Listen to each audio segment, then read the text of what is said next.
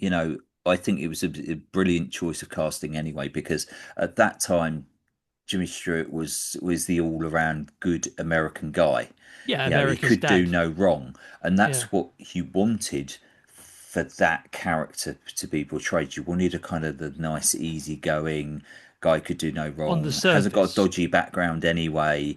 You know, everybody had already warmed to Jimmy Stewart. They knew who he was. You know, you've got to remember audiences of this sort of time of the mid 50s. Not everybody had TVs. It was still the cinema era. So people knew the actors from the previous films that they'd been portrayed in before. So Jimmy Stewart was always kind of grounded, down to earth, all Yeah, all good guy American, could do no wrong. And then they've put him in this position where he's now voyeuring, being the voyeur to it's a this. big deal. It's a It's big deal it's a casting big someone like deal. that in that Yeah. role. Yeah, it's like I mean, because yes, I mean, screen personas, and I Mm, mean, it's another thing we did at uni is the whole I did an essay about. We did a whole, I think we did a whole module about stars. mm, Hollywood stars really, but not just yeah. Hollywood stars, but what that means, what do stars represent, and Yeah. the idea of like an actor having or a movie star having a certain Mm, screen persona, and you when you cast Jimmy Stewart in your movie or any mm, star, you use that in a certain way. You either use them for what people hmm. expect them to do, or if Exactly. you're Hitchcock, because as we Mm, said earlier, he did this a few times. You subvert what their expectations. You cast Cary Grant exactly. you So cast Cary yeah, I Grant, was for just about to example. say Cary Grant. If you could imagine putting Cary Grant in that situation, you're already alluding to where he's going to go with that.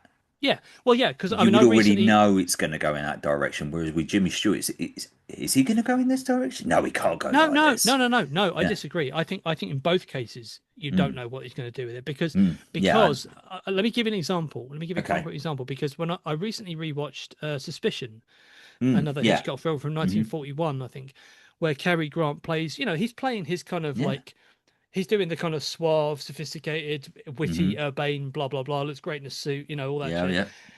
But he's cast as this kind of like I'll cut the pauses out. I'll cut the pause out while I try and think of the right word.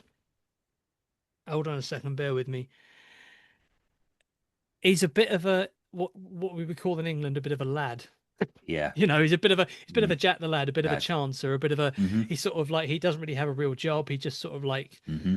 takes advantage of it. He's a bit of a takes advantage of people and all this kind of thing, which is an interesting subversion of Cary Grant's screen persona, which by that point was already quite well established. He'd already Yeah. done a lot of and he'd done a lot of comedies as well. And Suspicion Hmm. isn't a comedy; it has Yeah. humor in it, but it's not a comedy; it's a drama. And he plays this man who marries this woman, and has he married her for her money probably, Hmm. and eventually she starts to suspect that he's going to murder her for her money. Mm. Now, to cast Cary Grant in a role like that is like, oh, and again with Jimmy Stewart, you Mm. cast him in this as a voyeur. You cast him in Vertigo a few years later as Hmm. well, again, not quite a voyeur, but kind of a I don't know what his I don't know how to describe his character in Yeah. Vertigo. He's like a sort of Oh. control Hmm. freak who's trying to Yeah. control this woman's life to mold her into the image of his dead Hmm. wife. It's really I gotta say, and this is gonna It's piss a lot of out of the people off. I'm not bounds. I'm Yeah. not keen on Vertigo. I don't really No, like Vertigo very it's a much. bit I think disturbing. it's a great film. Yeah. I think it's It's a brilliant brilliant. film. Yeah. Brilliant, but I don't like it. It's one of my Yeah. not least favorite, Yeah. but So don't it's watch Vertigo before you watch Rear no, Window. Yeah. yeah, I would say if it don't make Vertigo your first Hitchcock. No. That's It's that brilliant. should be Watch it. no But yeah. yeah, but no, watch a few, because that's a bit Vertigo's a bit close to the bone. But then Um it's the same with Cary Grant with, North by Northwest. It's like everything he comes across as this kind of, okay, I'm okay, I've got everything he's controlled, and suave, then sophisticated, it's great, etc., he etc. knows where he is, and then literally everything falls apart. And Everything goes wrong and for there's him. He's and got there's no nothing control. underneath either. Yeah, it's There's everything no falls away. substance to his character, and that's very Exactly. deliberate. Yeah. And his middle name is O. Yeah. His middle initial is O. What does the O Mm. stand for? Nothing. No.